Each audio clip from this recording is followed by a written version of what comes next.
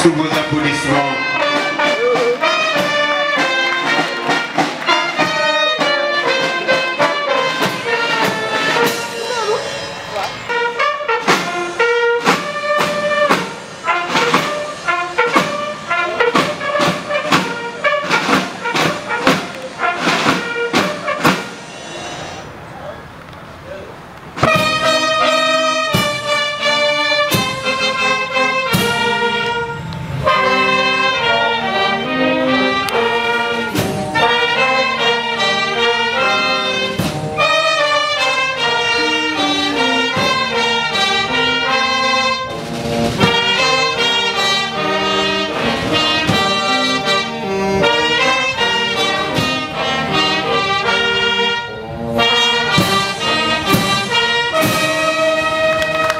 Beaucoup. Merci à la fanfare du Gémi.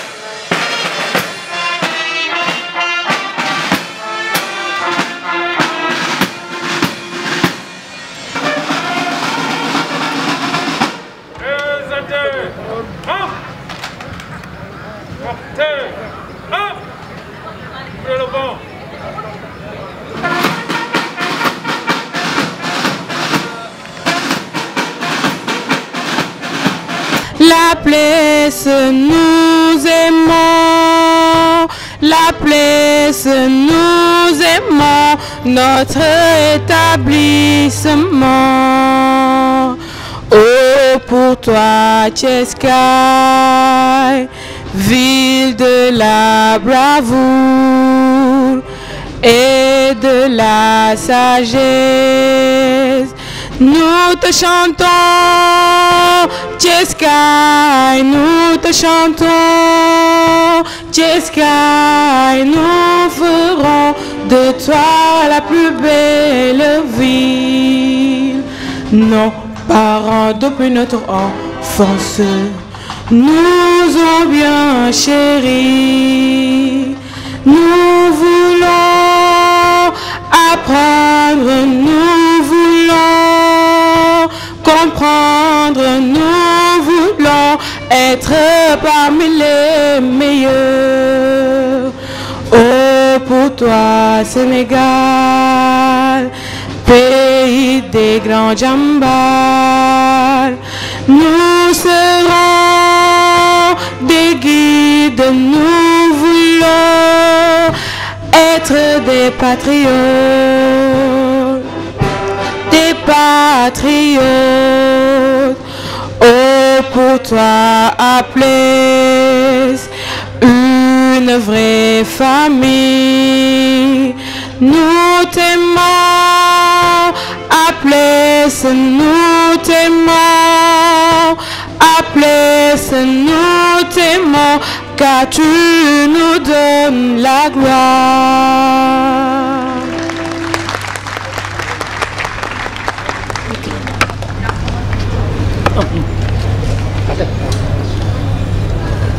Merci, merci beaucoup. On les applaudit encore une fois. À toutes les forces de défense et de sécurité tombées au champ de l'honneur, particulièrement à M.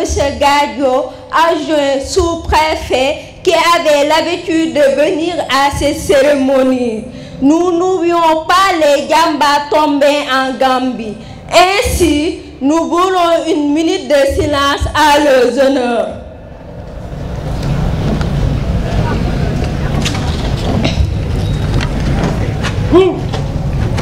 Fleur du bonheur aux mille lueurs, une mère est un chemin de lumière, pour son enfant le meilleur des repères. Ma mère, je t'aime de tout mon cœur, ma merveille, tu n'es que douceur. Tu m'as donné la vie, mon âme sœur, couvert de tendresse, ma douceur. Merci maman pour tout cet amour donné, pardon ma mère pour cette peine donnée. Maman chérie, je te dois tout ce que je suis. Ma merveilleuse, je t'aime à la folie. Ce petit poème pour ma maman chérie est un cri d'amour fait de sentiments infinis. Mot doux en l'honneur de la meilleure des mamans. Une grande dame, une si belle âme, ma jolie maman. Merci, merci, merci, je t'aime infiniment. Je dédie ce poème à tous les papas du monde, particulièrement ceux des académiciens. À mon père, un père est un paradis sur terre, un pays d'amour fait de lumière. Un papa est un chemin, un repère pour son enfant, le roi de l'univers. Mon père, je t'aime de tout mon cœur, mon paternel, tu n'es que douceur. Je te dois la vie et mon bonheur. Tu vis dans mes pensées en toute heure. Merci papa pour tout cet amour donné. Pardon mon père pour toute cette peine donnée. Mon papa chéri, tu m'as tellement appris par toi. Je connais la vraie valeur de la vie. Les pères sont les cadeaux du ciel, des hommes par qui naît l'amour éternel, des rois au pays de la famille heureuse. Des princes du logis qui font la vie effectueuse. Merci, merci, je t'aime infiniment. J'ai dédié ce poème à tous les enseignants du monde, particulièrement les enseignants du Sénégal et ceux de la presse. Mon enseignant, qu'est-ce que tu as? Est-ce que tu sais au moment où tu vas? Que tu sois éducateur, instituteur ou professeur, la société est censée reconnaître ta valeur. Jadis, tu avais un pouvoir sacré semblable à la foi.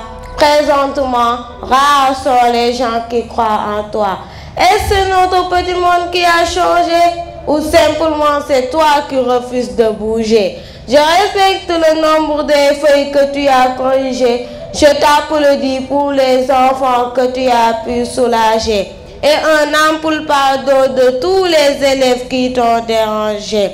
Je m'incline devant ton savoir-faire, ton intelligence, ta patience et ton flair. C'est vrai qu'auparavant tu n'avais aucun rival, mais maîtriser la nouvelle technologie est devenu vital. Rappelle-toi que ton rôle c'est éduquer et inspirer pour influencer et aider les futures générations à respirer.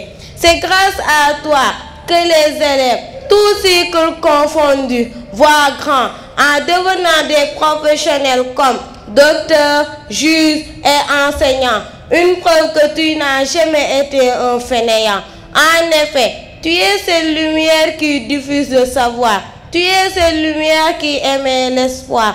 Tu es cette eau douce qui nous invite à boire. Bouge, change, inspire et aide la société à te croire. Merci. Oumou Khayri Ndoye, en classe de 4e. Je dédie ce poème à tous les soldats du Sénégal qui a pour titre Sous les toits de la guerre.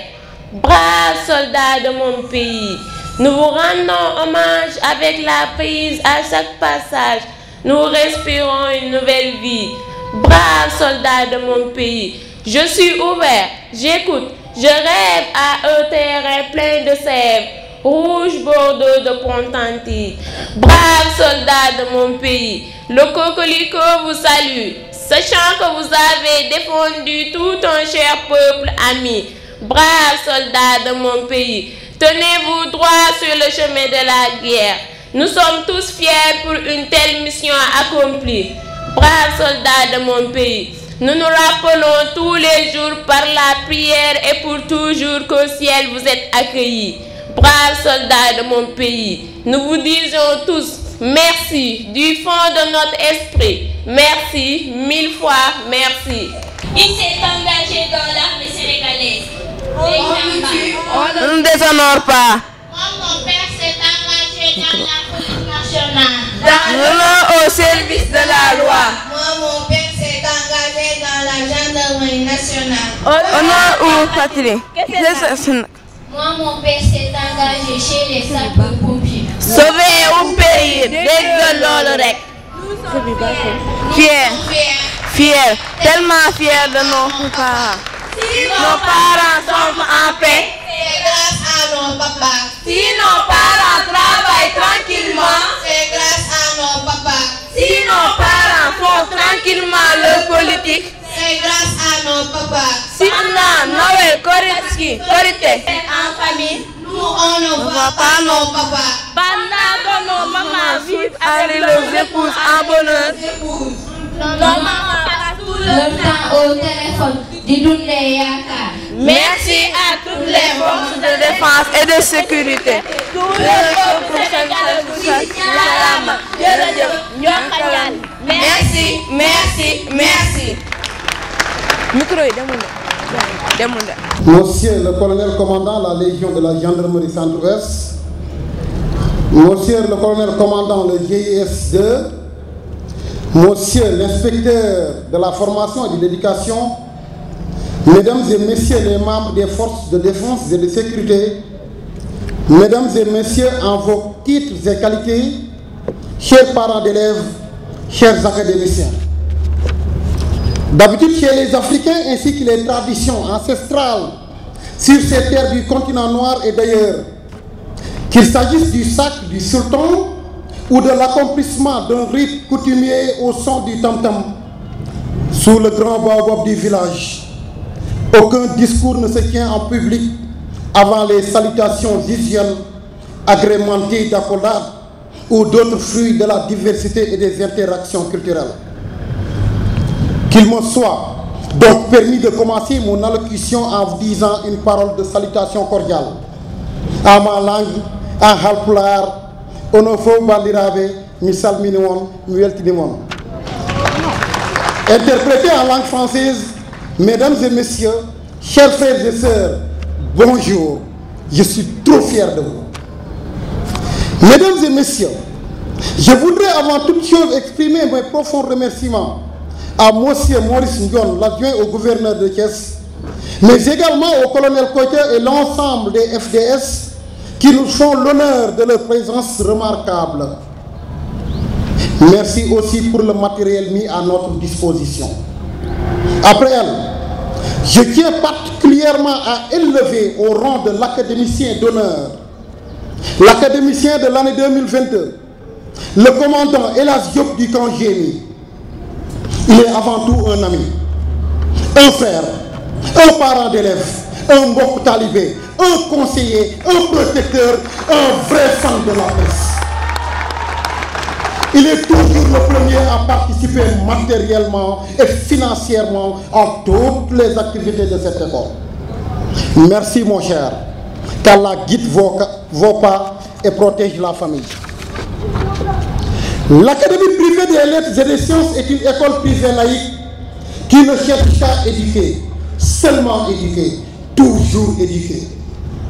Nous formons une famille unie, une famille soudée, qui qui relève tous les défis à Thiès.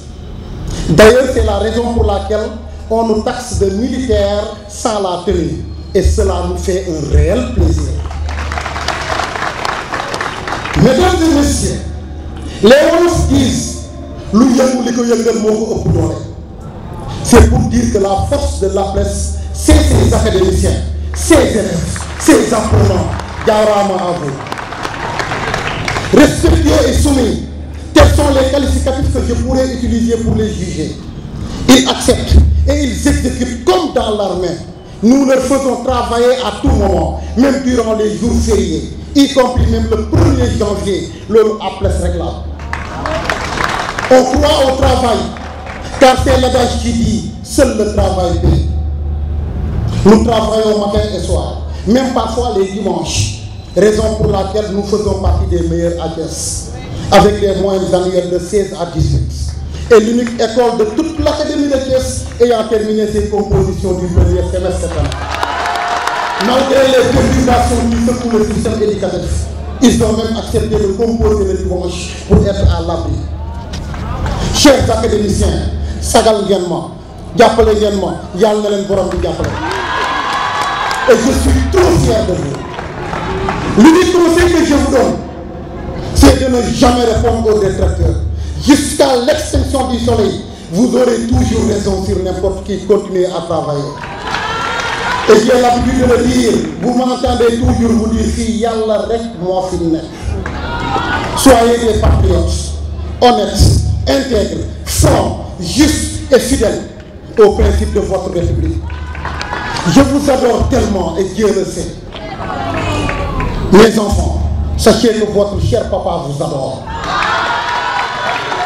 À l'école, à la maison comme ailleurs, il faut toujours éviter l'adoption de comportements pouvant inviter des jugements négatifs. N'oublions jamais, comme je le dis toujours, fille yalla rek mon fille. Chers parents d'élèves, merci à vous. Merci pour la confiance. Merci pour le soutien.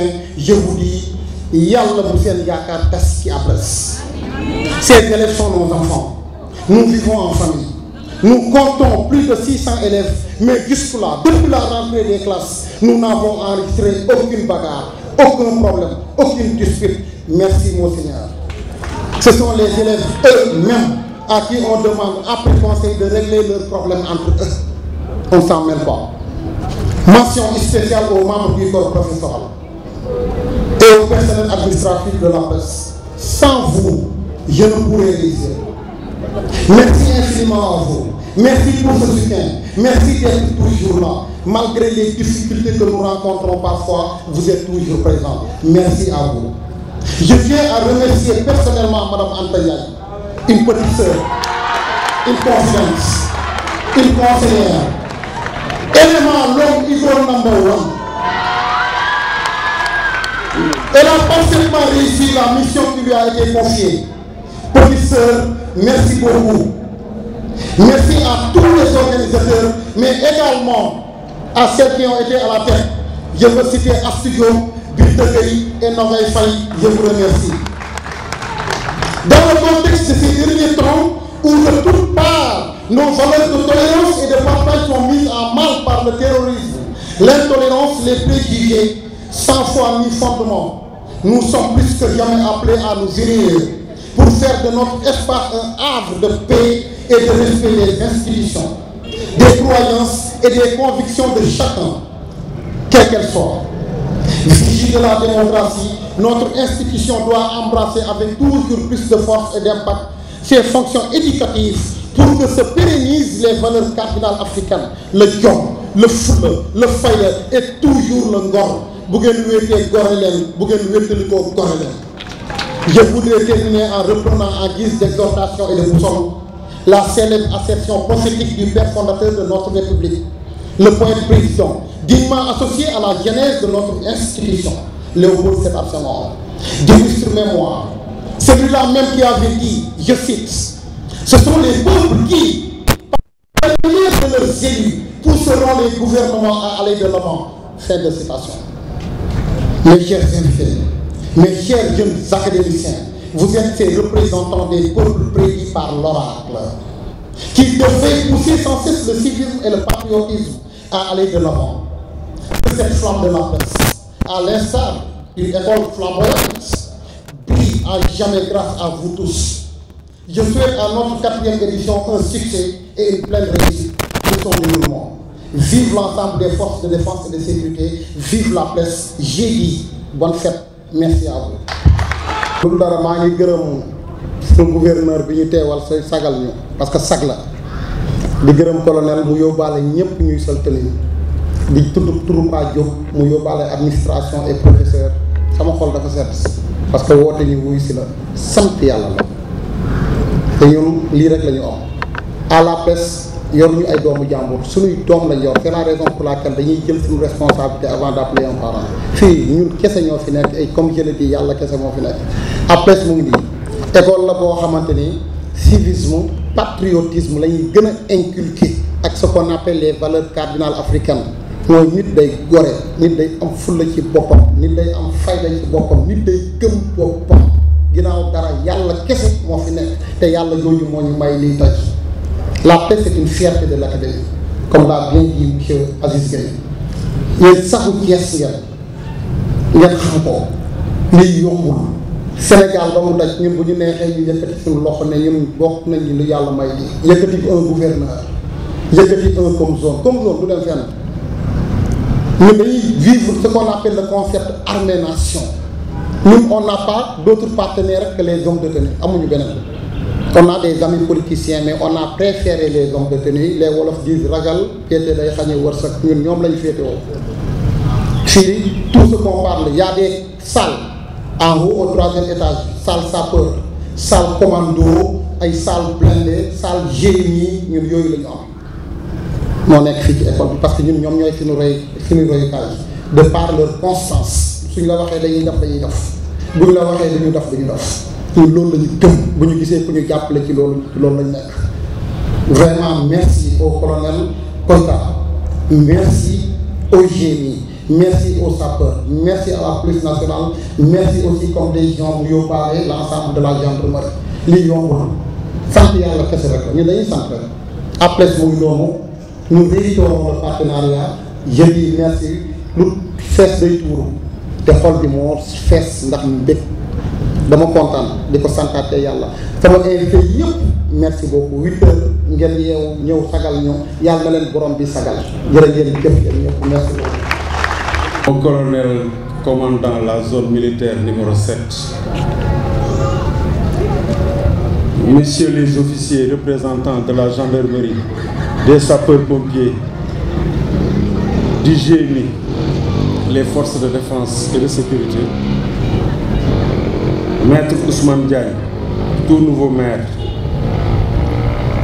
chers professeurs, chers élèves, chers invités, à vos titres, rangs et grades, tout protocole respecté.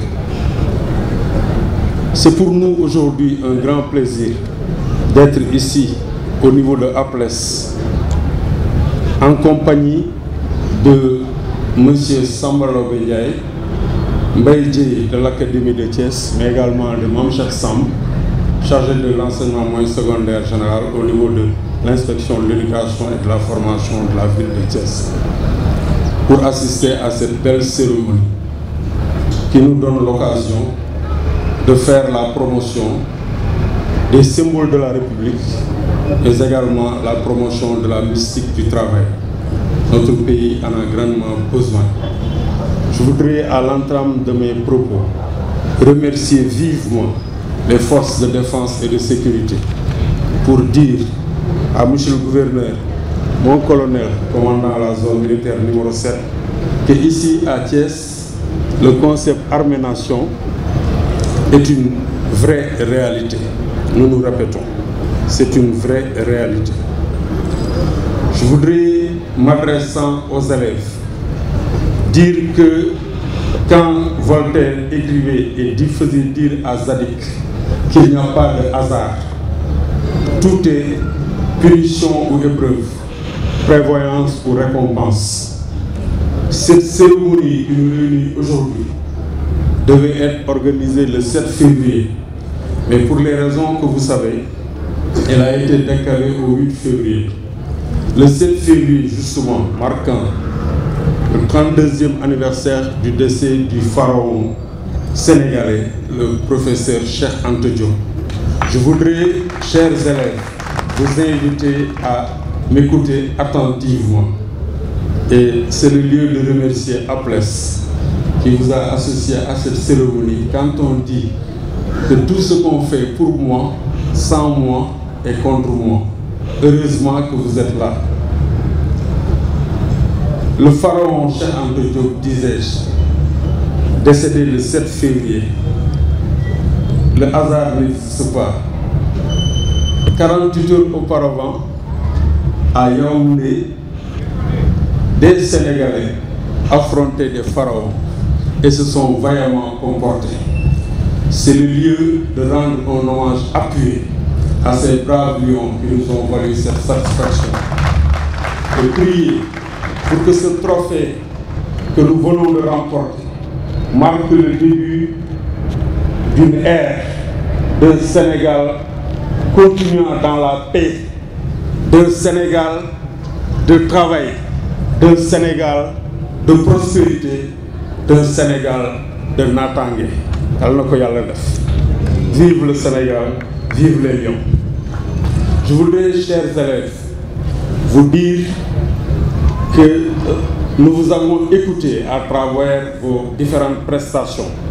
Et ce que vous venez de faire nous a donné l'occasion de nous replonger dans la restauration des valeurs, une instruction ministérielle. Nous avons écouté vanter le mérite des forces de défense et de sécurité, vanter le mérite du respect des parents, vanter le mérite des enseignants, même si nous pouvons vous inviter en disant qu'avec les forces de défense et de sécurité, depuis un certain temps, avec la féminisation des corps, nous avons entendu dire merci papa, mais il fallait également y dire merci maman, parce que dans le corps, il y a des éléments féminins. Qu'à cela ne tienne. Merci pour tous vos propos, nous vous avons entendus et nous vous accompagnerons dans ce travail-là.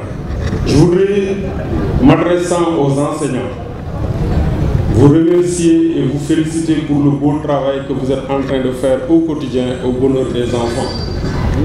Et pour cela, je voudrais convoquer la célèbre Maria Mouba qui disait dans une si longue lettre que les enseignants, ceux du cours maternel autant que ceux des universités, forment une armée noble aux exploits quotidiens, jamais chantés, jamais décorés. Armée sans uniforme rutilant, sans tambour, plantant chaque jour le drapeau du savoir et de la vertu. Chers enseignants, merci pour tout le travail que vous êtes en train d'abattre. M'adressant à présent aux parents, je voudrais leur dire que nous avons compris. Nous avons compris que vous nous avez confié ce qu'il y a de plus cher en vous, votre progéniture. Mais je voudrais vous assurer que vous l'avez placé dans de si bonnes mains, parce que les enseignants, justement, en compagnie de leur encadrement, de la direction, veillent au quotidien, faisant un travail pour faire la réussite de vos enfants. Monsieur le gouverneur, mon colonel commandant, chers invités, le plaisir est d'autant plus immense, nous l'avons dit, car cela nous invite à faire la promotion de la mystique du travail. Notre pays en a besoin. Pour ce travail, nous voulons témoigner qu'ici à Thiès, cela se passe à merveille, mais nous allons continuer pour faire encore des pas et réaliser encore des résultats performants au grand bonheur des enfants. Je voudrais, pour terminer, en donnant rendez-vous à la prochaine édition de 2023, prier que nous nous retrouvions sans masque, à tout point de vue. C'est-à-dire que nous aurons à goûter hors de la planète cette maudite pandémie qui nous a valu beaucoup de peine.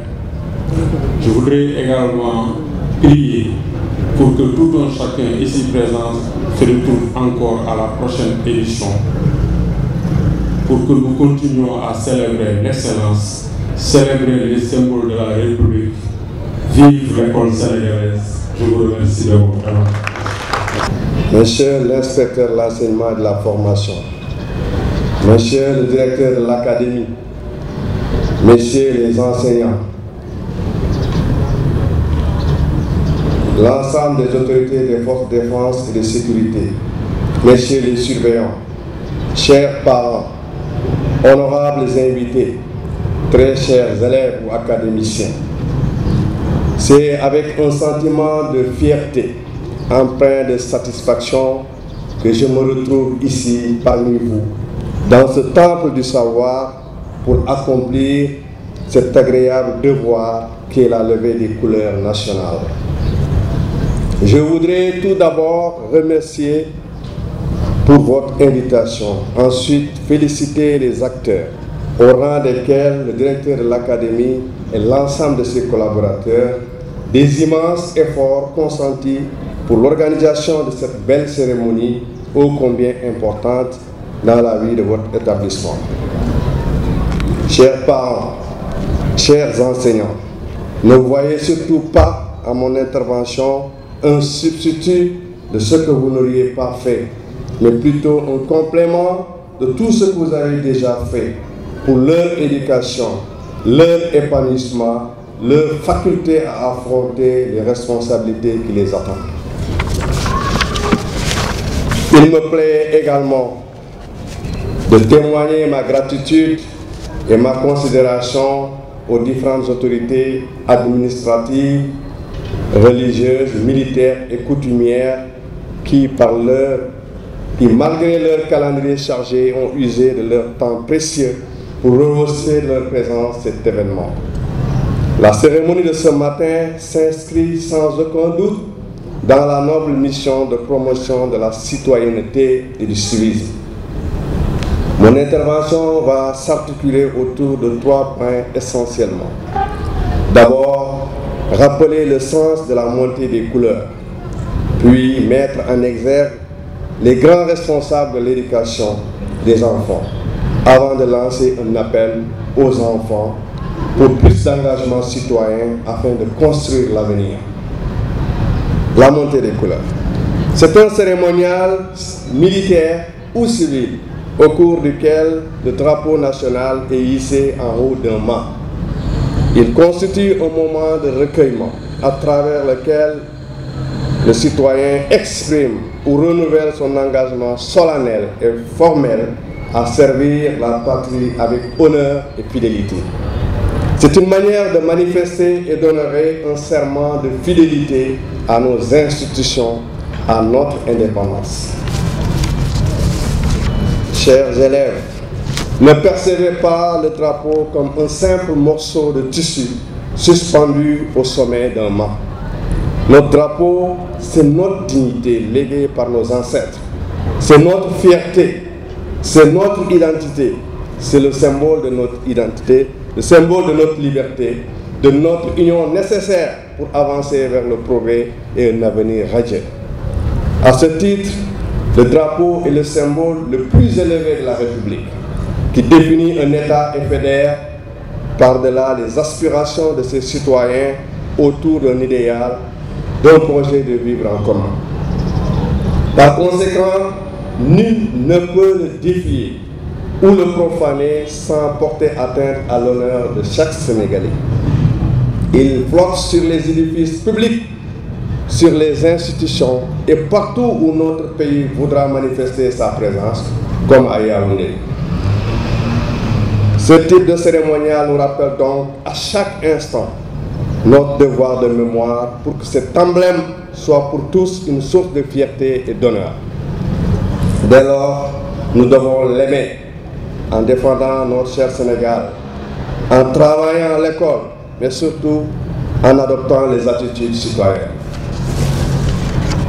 Après ce bref rappel du sens de la montée des couleurs, permettez-moi de situer un peu les responsabilités dans l'éducation des enfants. Chers parents, chers enseignants et autorités, il est aisé de constater et regretter que l'incivisme a pris des proportions inquiétantes dans notre pays. Malheureusement, notre école n'est pas épargnée. On y trouve la fraude, les actes d'indiscipline, les cas de viol impliquant même certains enseignants, des irrégularités, des fuites, des tricheries. Aujourd'hui, la citoyenneté est mise à mal à bien des égards. Il est temps d'agir, et essentiellement par l'éducation qui constitue un puissant facteur de changement. Comme le disait Nelson Mandela, je cite, « L'éducation est l'arme la plus puissante qu'on puisse utiliser pour changer le monde. Elle est à la base de tout. » Fin de citation. J'estime qu'il est important de promouvoir le sens du civisme auprès des jeunes, particulièrement au niveau des écoles primaires, lycées, collèges et des étudiants. En vérité, le civisme est le point de départ de tout, et l'affaire de tous. La famille, l'État, l'école, la politique, la société civile, tout le monde. Le célèbre écrivain français disait, Victor Hugo, « L'éducation, c'est la famille qui la donne. L'instruction, c'est l'État qui la doit. » Juste pour dire, le rôle des parents dans l'éducation des enfants est une clé de leur réussite, de leur succès. En effet, même si le rôle d'un parent dans l'éducation de ses enfants évolue au fur et à mesure que les enfants grandissent, force est d'admettre que les parents doivent rester des modèles. Leur attitude vis-à-vis de l'éducation peut à la fois inspirer les enfants et les responsabiliser au cours de leur carrière.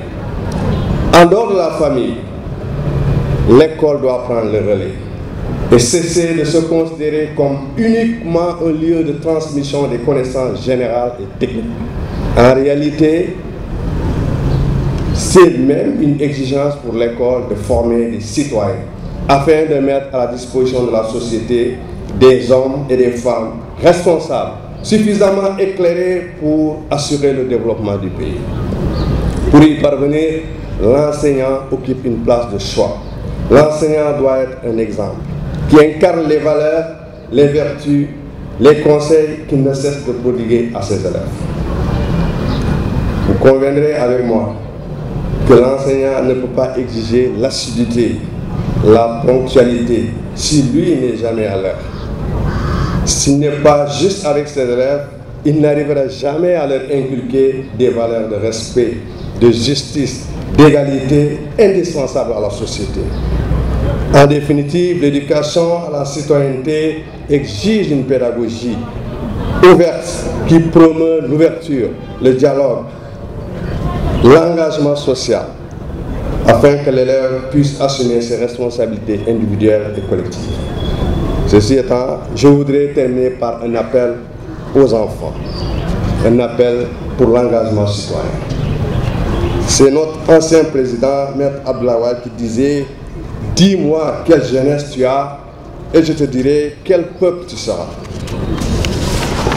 C'est tout l'enjeu de l'encadrement de la jeunesse face aux vicissitudes de notre époque et dans une société en panne de repères et de valeurs.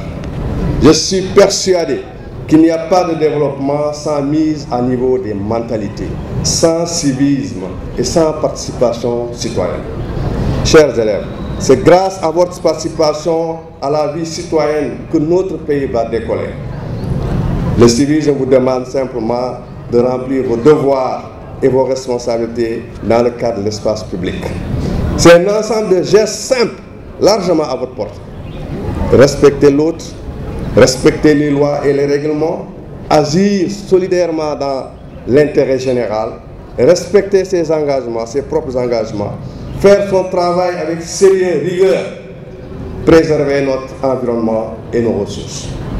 Chers élèves, permettez-moi de vous mettre en garde. Faites attention à Internet, aux réseaux sociaux et surtout, évitez d'imiter d'autres styles de vie et de culture que la vôtre. Abreuvez-vous plutôt à la source de notre patrimoine historique et culturel, qui est d'une ressource, d'une richesse incommensurable.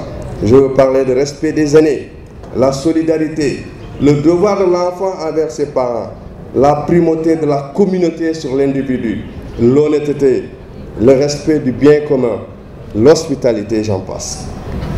Cela ne veut nullement dire qu'il faut rejeter absolument tout ce qui vient de l'Occident, mais plutôt de s'approprier de cette belle assertion de notre ancien président, le poète Léopold Sédar Senghor, qui dit « enracinement et ouverture ». Chacun de nous doit s'enraciner dans les valeurs de sa nation pour être, pour s'ouvrir aux autres nations, puis s'ouvrir aux autres nations pour s'épanouir et fleurir. D'ailleurs, la sagesse nous dit, quand on se trompe de chemin, il faut revenir sur ses pas. Sachez donc sachez que vous constituez l'avenir, l'espoir de la nation, et pourvu que vous en soyez convaincus. C'est pourquoi je vous invite, chers élèves, à avoir confiance en vous, à travailler pour mériter le sacrifice de vos parents, à vous armer de science, d'attitude et surtout de valeurs propres, positives à notre pays. Sachez que vous ne pouvez ni devez être de simples spectateurs face aux défis qui interpellent le pays. Je vais espérer qu'au sortir de cette cérémonie, j'aurai réussi à faire comprendre le sens de la levée des couleurs, que j'aurai réussi à impliquer davantage les parents dans l'éducation de leurs enfants, à motiver les enseignants pour mieux être exigeants envers eux et envers les enfants, et surtout à faire des académiciens de APLES des éléments qui s'attachent désormais aux valeurs citoyennes. Il ne me reste plus qu'à vous souhaiter une bonne et heureuse année 2022. Que celle-ci soit pleine de bonheur, de succès et de réussite. Aux autorités territoriales ici présentes, adresser également des salutations chaleureuses aux autorités des corps militaires et paramilitaires ici présents ainsi que les membres des forces de défense et de sécurité. Je voudrais dire aussi bonjour à monsieur le directeur de APLES ainsi qu'à l'ensemble de ses collaborateurs. Dire bonjour aussi aux parents d'élèves, dire bonjour aux académiciens et aux académiciennes, pensionnaires de APLES, dire également bonjour aux invités et à l'ensemble des participants à la cérémonie qui nous réunit ce matin. Je voudrais aussi dire le plaisir que j'éprouve à représenter ici monsieur le gouverneur de la région de Thiès empêché en mes qualités d'adjoint en charge des affaires administratives. La cérémonie qui nous réunit, vous en conviendrez tous avec moi, revêt une importance capitale, en cela qu'elle met en valeur les symboles de notre République. Elle a été également l'occasion pour les pensionnaires de nous rappeler à tous les vertus et les valeurs de notre nation, de notre pays, le Sénégal. Je n'insisterai pas davantage sur le sens, parce que le colonel commandant la zone militaire a, à mon avis, épuisé la question en revenant largement sur le sens et sur l'importance de ce que nous mettons en valeur, de ce que nous mettons en exergue aujourd'hui, à savoir les valeurs de la République. Je voudrais aussi saluer la démarche de APLES et dire d'emblée que nous sommes convaincus que vous avez fait vôtre les instructions de Monsieur le Président de la République qui, il y a quelques années, avait instruit l'ensemble de la population sénégalaise à retourner vers la connaissance des valeurs civiques à travers notamment une cérémonie mensuelle de levée des couleurs. Nous le savons, hélas, la pandémie avait abouti à la suspension de ces événements. Mais à APLES, vous êtes résolument engagés sur cette voie. Et c'est pourquoi, sauf erreur de ma part, vous en êtes à la 4e édition de cette cérémonie de levée des couleurs. Cela prouve, si besoin en était, qu'à APLES, vous avez compris. Vous avez compris qu'il ne suffit pas simplement de connaître les lettres, de connaître les sciences. Mais il est également important de se connaître, de connaître son pays, de connaître les valeurs de sa nation. Et c'est justement ça qui est manifesté à travers la cérémonie d'aujourd'hui. Il est important de se former, il est important d'acquérir des connaissances et du savoir, mais il est tout aussi important de pouvoir connaître sa nation, connaître ses symboles, connaître ses valeurs, mais également les vivre quotidiennement. Je voudrais alors remercier, d'abord féliciter l'administration de APLES et féliciter également les pensionnaires pour cette vision que vous avez, cette compréhension que vous avez des choses, cette compréhension qui prouve que vous avez effectivement compris que pour être des ressources humaines de qualité, pour être des citoyens de qualité, vous avez besoin de connaître les valeurs et les symboles de notre République. Nous le savons tous, le capital humain tient à cœur l'État du Sénégal parce qu'étant justement un des axes clés du référentiel des politiques publiques du Sénégal, à savoir le plan Sénégal émergent. Et un capital humain de qualité ne peut se bâtir s'il ne l'est sur la base de la connaissance de la République, de la connaissance des valeurs de la nation et de l'incarnation des valeurs et des vertus qui font la force et le ciment de notre nation.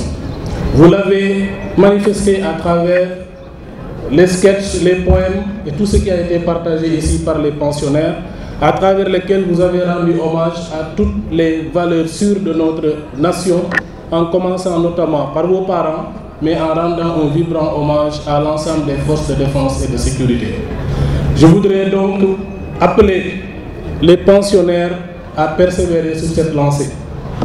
La lancée de l'excellence, mais également la lancée d'une faim, d'une soif de connaître en tout cas ce qui fait la valeur, ce qui fait la fierté de notre nation, du Sénégal. C'est sur ces mots que je vous remercie de votre aimable attention. Merci beaucoup.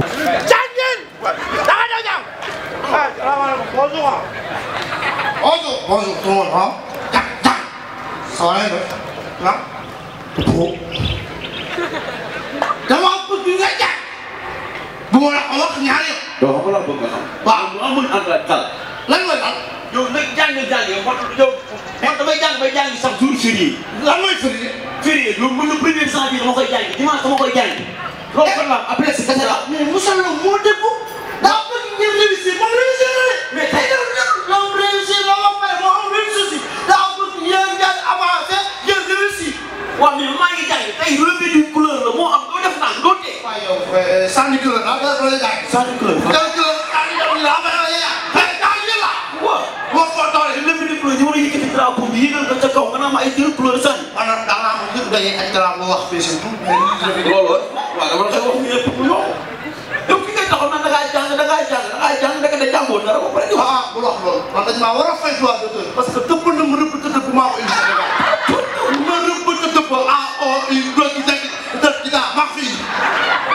maa fi yow li la histoire fan xam nga tonton waaw maa ngi yow bu ñuy wax ci histoire ba ñëw histoire Thiès kenn doo ko la ñor waxtaan bi bàyyi kaa nekk ndax lan la moom waaw ba yaakaar moom lan parce que ñun gis nañ centre culturel bu Thiès moom lañ fa def photo bu mag waaw di ko déglu Wally Seck waaw xam na ko bu baax parce que moom des fois daf ñuy wax ay wax waaw parce que bàyyi kaa nekk kenn la koo xamante waaw bu ñëpp war a delloo ci kër boo ko di écrivain bu mag nga naan ma la kon ponkal waaw centre culturel bi nañ fa desee na ku ñu pomp centre culturel régional bu Thiès moo tax école bi doon ponkal ko kon yow booy wax dara yow la kon fii ku sa xel nag doo fi jàngi doo fi jàngee de kon fii boo wéeree doo fi jàngi boo soobee doo fi jàngi boo ñaaree doo fi jàngi boo raay doo fi jàngi ak naan doo fi jàngi waaye kon yow booy wax dara di wax dara ba yem ci ñii ni taxaw ba jàng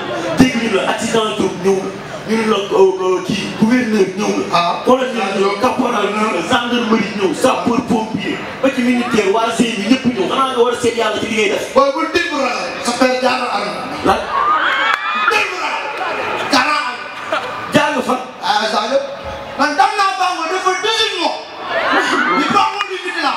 yaa ngi foyee si yan Bango. dégg nga man seulement musa dëkk miin teggi sama tànk roofat ko taxal ko mu jeex. nii ba déwul poom. man de waaw réflexe le temps ak le yëpp di ma xool man ko rek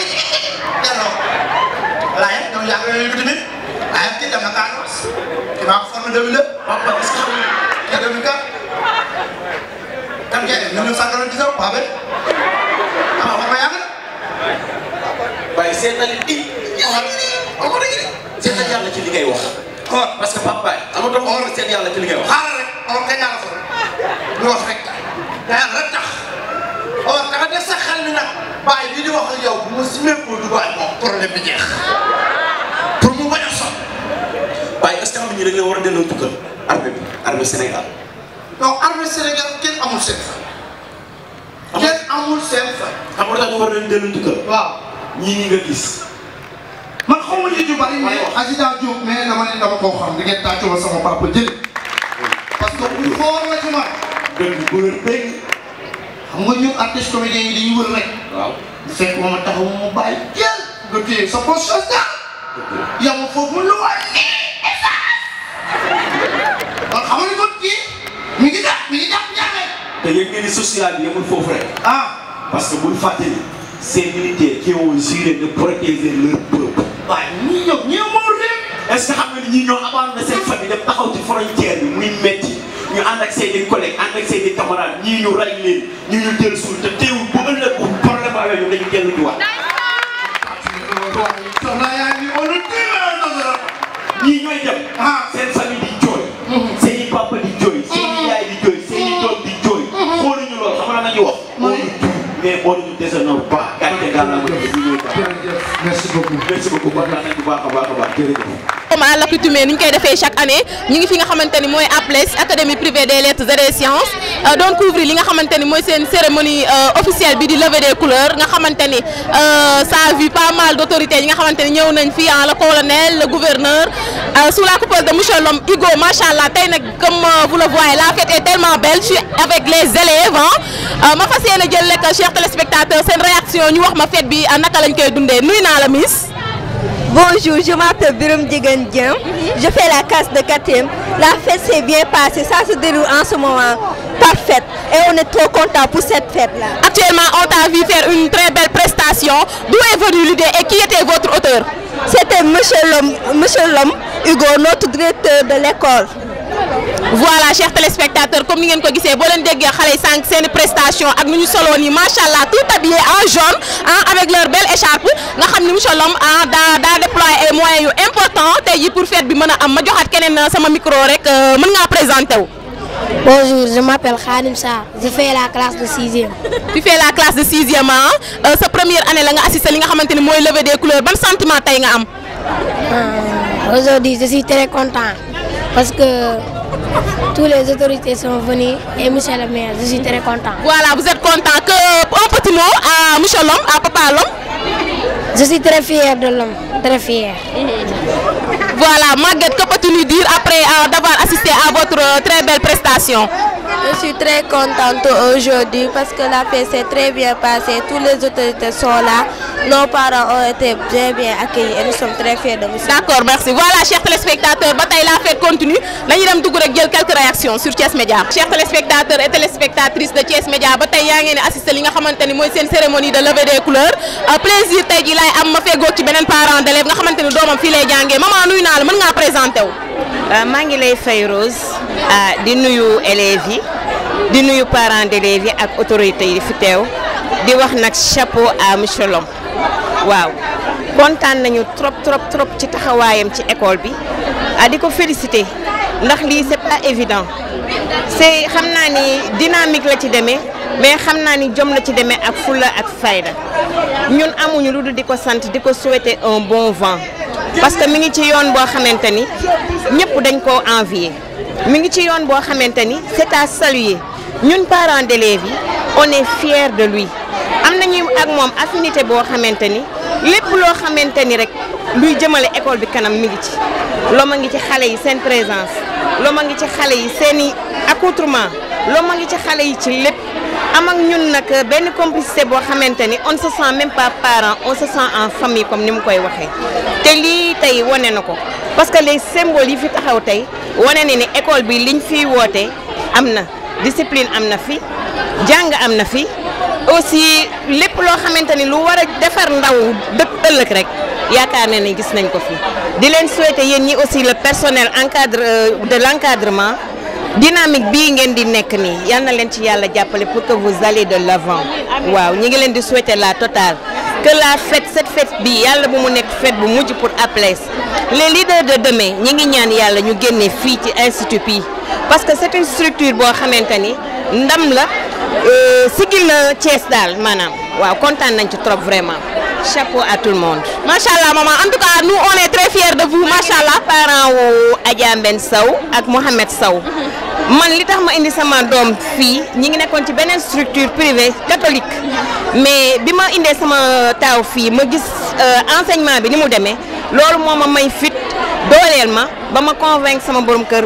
pour ñu indi suñu beneen doom bi fii te vraiment machallah et puis di sant aussi les professeurs le corps professoral gis naa seen taxawaay ci xale yi doon lay wax daal chapeau bas. Chers téléspectateurs, nous sommes en train de continuer notre belle fête, cette prestigieuse cérémonie, en compagnie de Pa Diop, nga surveillant général la fii ci école bi ñun ñi ñëpp moom moo ñu épaulé tey jii maintenant bu ñu ñamee tey jii baram dugg école lam di fi def liggéey bu am solo nee naa la c'est grâce à lui dama koy bàyyi nag mu présenté wu mu wax ñu ban fonction la occupé depuis ba mu nekkee ci école bi ba tey naka lay demalantee chaque jour ak élèves yi ndax xam nañ ni liggéey bu mu occupé yombul Pa Diop nuyu nañ la.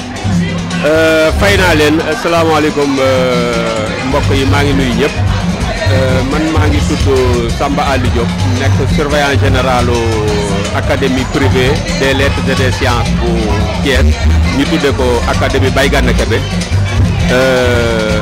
nekk naa fa nag ak sama yeneen naataangoo yoo xamante ni ay surveillant lañu comme man liggéey nag école moom du dox mukk du réussite du fa am mukk tant que surveillant ya liggéeyu nu normal ndax wàllu discipline bi wàllu absence yi retard yi organisation interne bi yëpp surveillance bi ñoo ko yor alors kooku it ñu ngi cay def baax beneen bi ci des professeur yoo xamante ni bi aussi vraiment c'est des professeurs dévoués c'est des professeurs yoo xamante ne bi macha allah ils ne ménagent aucun effort pour la réussite de l'école alors loolu ñoom ñu ngi ci guddeeg bëccëg lépp nag dañ koo def ci benn famille ndax ñun ñëpp dañoo nekk famille yàlla daa dogal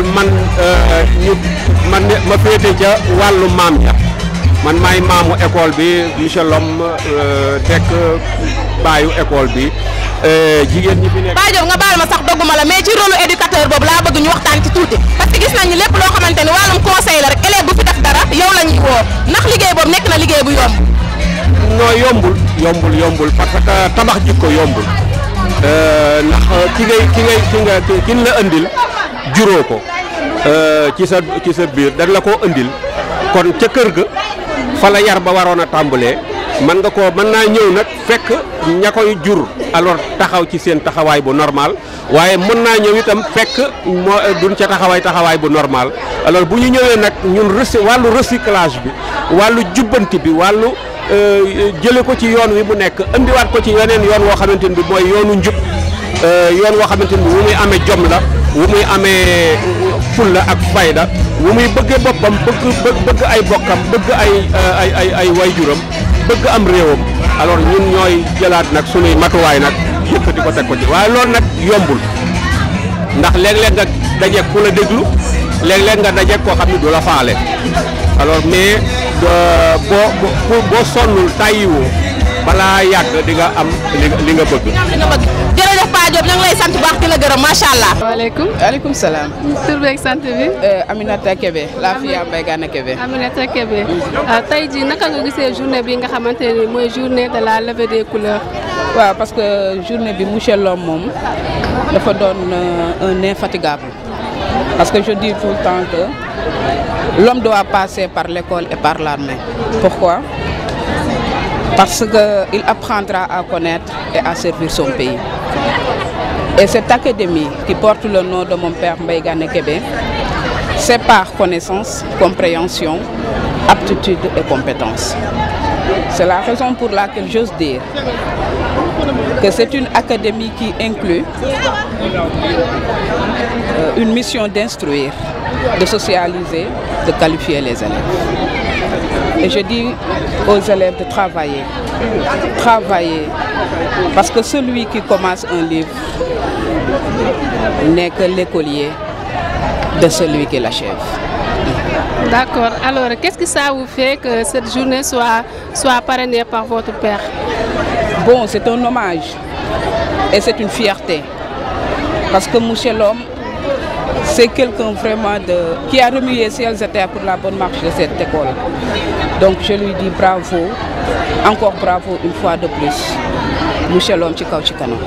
Merci. D'accord. Alors, quel message vous lancez à l'endroit des jeunes qui ont l'âge d'étudier? Alors, qu'est-ce que vous pouvez leur dire?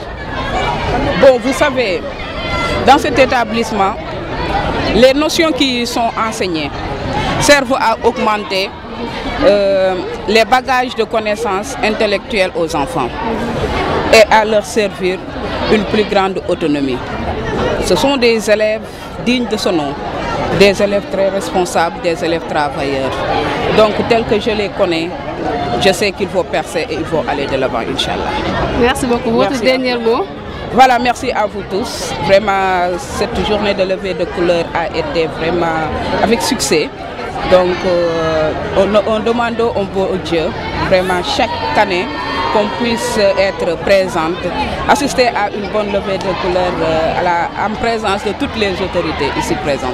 Merci. Merci beaucoup, nous vous remercions. Ok, le plaisir est partagé. Alors, le sentiment premier qui nous anime quand même, c'est un sentiment de fierté. Pourquoi? Parce que tout simplement, au vu de tout ce qui s'est passé et des paroles des uns et des autres, nous avons pu nous rendre compte justement des valeurs citoyennes avec lesquelles tout un chacun voilà, doit vivre en quelque sorte. Ça a été une occasion aussi pour les élèves de joindre l'utile à l'agréable. Et c'est très important dans la vie d'une institution et surtout d'une école. Voilà. En tant que professeur, vous êtes dans cet établissement, ça fait des années. Aujourd'hui, quelle réaction pouvez-vous nous donner vis-à-vis des élèves? Bon, voilà, tout se passe bien. Nous savons tous que la perfection n'est pas de ce monde. Mais quand même, depuis pas mal de temps, il y a des résultats énormes qui ont été obtenus ici. Nous savons tous qu'aujourd'hui, le niveau n'est pas des meilleurs, mais on se donne quand même à fond pour essayer de le relever et de permettre aux élèves de voir le bout du tunnel. Donc pour le moment, nous sommes quand même satisfaits et l'administration aussi fait voilà, des efforts pour que nous puissions tous aller dans ce sens. Aussi, quel sentiment éprouvez-vous après avoir assisté la belle prestation des élèves de la classe de 4e avec une très bonne langage aujourd'hui? Quelle analyse faites-vous? Oui, c'est vrai que c'est une prestation qui a ébloui plus d'un au regard quand même de leur niveau. Nous nous sommes rendus compte qu'il y a de réelles difficultés de langue de la part des élèves, même dans le supérieur, c'est un problème constant, mais latent, parce qu'on n'en parle pas. Ça prouve encore une fois le travail que les collègues abattent ici. C'est du bon, parce que si les élèves arrivent à s'exprimer et de la façon la plus aisée, via une bonne langue, une bonne grammaire, c'est quand même quelque chose. Espérons continuer dans ce sens-là. Voilà, merci chers téléspectateurs. C'était aussi mon professeur de français. Machallah, comme vous l'avez dit, c'est une réaction amna solo. Est-ce que vous pouvez nous dire manam li nga wax légui mën nga ko waxal ci olof monsieur Mbeng? Waaw, li ñuy ñëk yek moy mbégte ndaxte bi ñu dégloo kàddu yi ñëpp jël gis nañ né voilà valeurs yi comme citoyenneté bëgg sa réew ak xam ni ngay taxawé rappelé nañ ko te loolu lu am solo la dina tax ku nekk xam boppam te fi mu war a jàppee rek pour ngir kaaraange réew mi ak avancée bi progrès bi voilà dina ko def daal ak fu mu mënti féete lu am solo la. Machallah, aussi je suis avec en compagnie d'un autre professeur. Aussi également, est-ce que vous pouvez nous donner votre réaction concernant cette prestigieuse fête de levée des couleurs? Donc c'était un réel plaisir d'assister à la cérémonie. Donc surtout que les thèmes qui ont été développés sont des thèmes qui nous intéressent, notamment le tourisme, et le civisme et la citoyenneté. Et avec la victoire des Lions, donc on a senti cet élan de patriotisme donc, qui a unifié donc, les populations sénégalaises. Et donc cette cérémonie, donc, avec la prestation donc, des élèves donc, qui ont rendu un vibrant hommage donc, aux forces de défense et de sécurité donc à leurs enseignants, à leurs parents. Donc c'était une très grande fierté d'avoir assisté à cette cérémonie. Donc on n'a pas regretté de faire le déplacement, d'avoir fait le déplacement. Voilà, chers téléspectateurs de Thiès Média, toujours dans la mouvance du lever des couleurs que l'APLES organise chaque année. Je suis en compagnie des jeunes filles qui sont ici dans cet établissement. Je vais vous présenter. Nuyu naa la. Fay naa la. Présenté wu ak ban classe nga nekk. maa ngi tudd Assi Diop, maa ngi def terminale. waaw. yow itam mën nañ laa bàyyi nga présenté wu. Voilà, moi je me nomme Ndeye Nogoy Faye et je fais la classe de terminale L. Machallah mu mel ne ay élèves terminale nañ ren mu am lu leen di xaar muy examen mais balaa ñuy ñëw ci loolu yëpp tey jii mën naa laa laaj Ndeye Nogoy ban sentiment tey jii nga am bi nga ñëwee fekkee li nga xamante ne mooy seen cérémonie de levée des couleurs. Voilà, dañoo kontaan rek kontaan lañ def parce que mën nañ ni cette année-ci c'est la 4e édition de la cérémonie de levée des couleurs de notre établissement, l'APLES, l'Académie privée des lettres et des sciences. Mu nekk fête boo xamante ni vraiment mën nañu wax que ni retrouvailles la. Il y a nos parents qui sont ici, nos partenaires. Ñu ngi remercier aussi ñëpp di remercier waa école bi di remercier suñu parents yi suñu professeurs yi ainsi que nos surveillants et surveillantes, plus particulièrement à notre directeur Moustapha Lom. Di ko sant di ko gërëm vraiment il nous a inculqué des valeurs. Vraiment kontaan nañ ci moom daal. mais remercier nga ñëpp mais remercier woo leen ki nga xamante ni mooy seen tailleur moom mi nga xamante ni tey moo leen def nii macha allah jupe yi rafet. tailleur bi aussi ñu ngi koy remercier Matar. voilà ñu ngi koy remercier moom aussi. macha allah mu mel ni dafa kontaan sax ba mënul wax maa ngi sama beneen côté ki nga xamante ni mooy. Astou yow tey jii itam lan nga ñu mën a wax ban sentiment nga éprouvé bi nga ñëwee fekkee li nga xamante ni mooy levée des couleurs. kontaan rek parce que lii aussi réussite la am na école yoo xamante ne bu ñu woote woon du lii la ñuy am mooy loolu parce que woote ñu wuy la dafa yombut. Tout toll ni ay commandant de la zone 7 militaire, le commandant de la GMI, le commandant des sapeurs ñoom ñëpp teew l'adjoint du gouverneur ñoom ñëpp vraiment mooy loolu kontaan rek parce que ñii ñu ngi doon wax day réussir ñi naan du réussir waaye vraiment mooy loolu sant yàlla rek. mais Astou tam également ñu gis li nga xamante ni dafa marqué li nga xamante ni mooy fête bi ngay remettre sa papa li nga xamante ni mooy ab li nga xamante ni ràññee la loo xamante ni day tax day gën a kontaan ci yow. c'est parce que papa original bi. voilà mu nekk lu neex papa ak doom tey ji ñaan nga yàlla dem ba doon sa papa foofu noonu mu nekk. waaw vraiment parce que man sama papa aussi maa ngi koy sant bu baax parce que man fu ma taxaw ne doomu El Hadj Diop laa ku ma xool dina ma xoolaat ndax tamit am na lu mu def ci kii wi am na lu mu def. bokk na ci partenaire école bi daal. waaw bokk na ci partenaire école bi ak ñeneen ñëpp ak OPS bi nekk zone 7 militaire vraiment depuis début bi gis nañ ni ñu taxawoo kontaan nañ daal vraiment di leen sant yéen ñëpp surveillant yi ku ci mel ni monsieur Lom parce que di jàngal ni ba pare yéene ko moom lay def di jàngal ni ba pare yéene ko man mii fii laa amee sama BFM ba maa ngi nii def terminal di jàngal ni di ko yéene ko dimanche dañuy jàng ngoon gi duñ sax fay cours ngoon yi lépp moom moo koy engagé professeur yi ñëw ñu jàng vraiment moom mooy loolu ba pare nit ku feebar sax day ni moom moo feebar en tout cas daal sant nañ bu baax. macha allah su ma la déggee bu mel ni seen directeur day dox ci li nga xam ne mooy social voilà chers téléspectateurs ñoom ñaar nga xamante ni ñaawaluñu fête bi benn yoon ñu bokkoon ci hôtesse yi kontaan nañ cant ak ngërëm da leen ñee saa su ne ñi leen di ñaanal bon vent pour les examens yi nga xamante ni dina ñëw am mois de juin ñu leen di ñaanal ngeen décroché ko avec brio ngeen génn xajal seen i rakk ñu ñëw te gëm nañu yàlla dina ko def incha allah macha allah. merci beaucoup mademoiselle Diallo wala madame Diallo lu ma ciy wax baax na. man Moustapha Lom maay directeur u APLES wax nga dëgg wax nañ ko ci français gudd na ci olof ñu gàttal waaw man de nit laa ndongo daara taalibe te yàlla na ma yàlla rey ci taalibe su ma naree namal rëy tuuti wala yëkkati sama bopp yàlla wàccaat detteelu ba gën a yées ci nit ñi nit ku nekk ak li la yàlla nattoo li ma yàlla nattoo nag damaa naqari deret dama compliqué samay élèves ajjuma duñ ma xool ndax nee nañ da ngay aju da ngay dikkale ñoom moom sama nattu la moo tax ko wax ñu la yii tey la ajjuma papa ñoom ñëpp papa la ñu may woowee papa yii papa day dikkale ajjuma moom romb ko rek dem jëw boobu lañ may jëwee su ko defee ma romb la neneen maa tey ndax yéen seen papa day dikkale yenn saa seen yaay dikkale man su ma dikkalee du ngeen ma comprendre damay dikkale comme ñëpp ndax nit kese laa waaw donc nag sinon burul loolu ñuy santaat yàlla ci cérémonie bu tey bii nii ndax wootee ñu wuyu si la dafa neex cérémonie ñun Thiès amatul luñ fi présenté ku dégg cérémonie des levées des couleurs ku ko dégg Thiès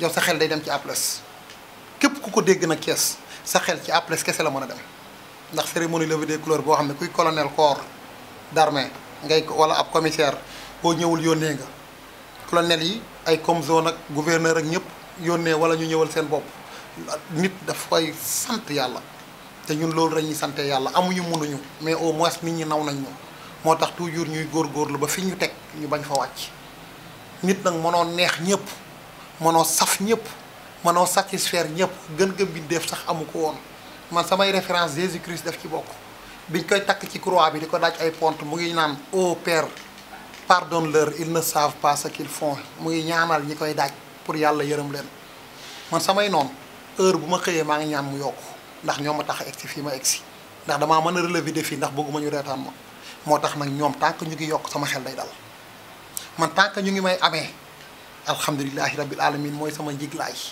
tant que amee wu ñu ma nag ñu ba ma rek bërgël ma sama dara du dox nit ku nekk ak ni la yàlla bindee man noonu la ma yàlla bindee moo tax nag maa ngi leen di gërëm ñoom it maa ngi gërëm samay noonu di gërëm noonu Aples yi maa ngi leen di sant bu yàlla wéer xam na ko ndax li ñuy wax ci Aples suba ba ngoon ay bu doon dëgg yàlla na leen fi yàlla yàggal yàlla na leen yàlla suturaal yàlla na leen fi yàlla bàyyi ndax dëgg yàlla séquma ak ñoom dara xëy na ni ñoom buñ ci amee problème ci ñun ah man de wax dëgg yàlla tooñu ma déwuma dikkuma musuma tuddal nit lu bon man jomb naa ko samay xale yii di fi jàngee dama naan leen am na loo xam ne bu ngeen ko déggoon ci man ngeen war a xoolaat seen bopp mosoo leen maa dégg ma nekk ci yéen bay jëw mosoo leen maa dégg ma nekk ci yéen yi wax lu bon toujours fonk leen seen bopp gëm leen seen waajur yi dimbale seen ndey yi ndax dañoo sonn ci seen kër yi yaay dina fanaanee jooy xëy suba teel yem ci yow fomp ay ronkoñam yor benn ñaar fukk nga ne ko yaay paas mu jox la ko nga xeebal ko ko te xamoo ne boo xëyee moom du ndékki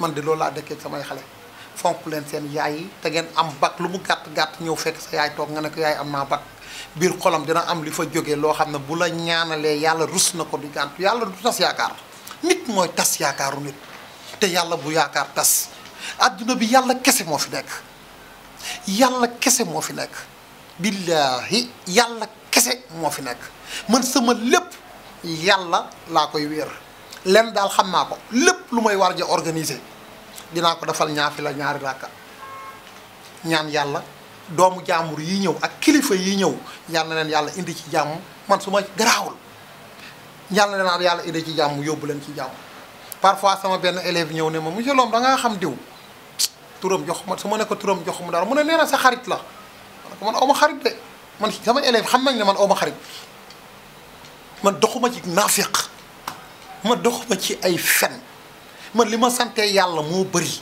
maa mujjee judd wala bokk naa ci mujjee juddal école ci dëkk bi ni ma commencé sama école ba fii ma toog di waxee ak yéen nit musuñoo dab te duñu gaaw a dab ndax gëm-gëm yi ñoo bokkul te mag ñëpp ne na yàlla xol rek lay fay yàlla na ma yàlla fay sama xol ci nit ñi lépp lu ma yéene nit yàlla na jiitu ci man lépp lu mu man di doon ak ku mu man di doon man musuma tudd école jàmbur musuma lijjanti école jàmbur musuma tudd ab jàngalekat di ko jëw wala may am lu ma ko nekkee man nag maay ordre du jour moo tax ma ne samay noonu yàlla nañ fi yàgg damay waxtaan ak sama benn waay sëñ Omar Njegéen ca Ngent mu ne ma Moustapha noon dafa baax ci nit noon mooy tax ngay dem ku amul noon doo dem nañ ko xool ci histoire nag ñi réussir ñépp ay noonu leen tax avancé parce que dañuy relever ay défis ñun suñu cérémonie levée des couleurs barki démb lañ installé ku romb danaan ndax lions yi ñoo fiy ñëw ku romb danaan ndax Macky Sall moo fiy ñëw ndax installation bu parfaite ñun Thiès installation bu dàq suñu bos bii gouvernance sax dàqale wu ñu 4 avril yéen xam ngeen ci dara rafet na de macha allah léegi nag man bi ma koy def man samay gone ñu kontaan moo tax ma def ko xale yi jàngee après ñëpp dañuy grève ñu woole na leen nañ leen compo ñun luy mu metti metti bac day am BFEM dem am comme yooyu dañuy am ñun nañ leen compo ngeen sacrifier ñu def ko mu jeex ñu jàkkaarloog suñu levée des couleurs ak finalu Sénégal di gërëm nag sama xarit ba ma ko fommuloo woon ndax ñun suñu levée des couleurs janvier lañ ko waroon a def sama benn xarit moo ne ma bul ko def janvier yóbbu ko ba février nga def ko le 8 février ñu dindi man maa dindi le 8 bi daf ko le 7 muy démb far yàlla daf Macky Sall may ko 7 8 ba ma waxoon moo dellusiwaat ci mardi ba ndax damaa jàpp ne dafa juum ci 8 bi ndakate juumul de 8 ba ma wax moom mooy dëgg moo ko ciy gërëm dëgg nag moom xam na man xam naa maa ngi ko ciy gërëm le 8 boobu noonu tey moo nekkaat nee na ma dina fekk en tout cas seen réew dina neex comme suñu réew neex na ci 8 bi nag am nañ ci suñu coupe d'Afrique ñun suñu fête suñu ñëpp ñëw nañ yéen ak defar ngeen ba mu baax ñekk macha allah alhamdulilahi rabbil alamin kontaan naa ci Thiès Média kontaan ci seen 24 TV di ñaanal Jacques mi yor Thiès Média yàlla na ko yàlla taxaw dafal ko jàmm ak sutura Ndaga NJ moom NJ bi lañ xam sama sëriñ boobu sama xarit la sama sëriñ la sama rakk la nag mais tey moom dama koy sagal ndax njëgeen gi moo tax bien vrai que njëgeen ak loomeen moom àndu nawle la du àndu sëriñ ak taalibe parce que suñu mag ñi ñoo nekkoon ba tey du sëriñ ak taalibe suñuy sëriñ lañ mais suñuy nawle lañu man àndewuma ak ñoom sëriñ ak taalibe mais nawle ak nawle parce que loolu la ma mag ñi jox man te loolu laa jàpp moo tax su ma leen xoolee sëriñ sax dama leen di xoolee samay frère samay sœur moo tax biir école bi ñu sant njëgeen bëri nañ fi ñoom ñu ngi sëy ci suñu famille ñun loom waa loom yi aussi ña ngay sëy ci njëgeen yi moo tax benn lañu nekkatul sëriñ ak taalibe mais nawle ak nawle kon nag ñu ngi koy sante yàlla bu baax di leen gërëm yéen ñiy ñëw caméraman yeeg waa son yeeg ay animatrice yeeg ñëpp yéen ñi ñëw balaa ren heure bii déwén yaa na leen yàlla tax ba ngeen yëg ko dama koy faral di wax man damaa rusa ñaan yàlla musuma ñaan lu ma yàlla dafalut urgence kese laay ñaan te photo sëñ Babacar Sy wala photo sëñ Fallou laay jël la tax ma koy ñaan dafa am nag nit sëñ Fallou mayewul sëñ Babacar Sy mayewul yàlla mooy maye mais dafa am foo xamante ni man nga faa jaaree ci ñoom ay façon yu bëri la nag mais ñun man dama ci am sama façon bopp moo tax nag lu ma man di metti ci ñoom lañ koy jaaree yàlla defal ko kon nag man jaaree waat naa ko fa ma ko daan jaaree te du ma ko wax rek mais yéen daal yéen ñi ñëw ren ci Aples gii balaa heure bii déwén yàlla na ngeen yokk ba yëg ko bu ngeen demee ba toog ba def seen reportage ba pare yàlla na seen xol yi seen guy ngeen fier ci seen bopp xam ne nag seen grand reportage nag tey la waroon soog a commencé ci côté école ngeen mu doon fierté ci yéen bu ñu ko tegee ñëpp di ko seetaan te Thiès ñëpp koy seetaan ndax Thiès dañoo bëgg Aples fii yàlla kese moo fi nekk ak waxante dëgg kon nag kontaan nañu ma leen di gërëm di leen ñaanal yàlla taxawu leen taxawu seen télé yi ñu dem ba mu nekk yeneen ak yeneen ak yeneen asalaamaaleykum.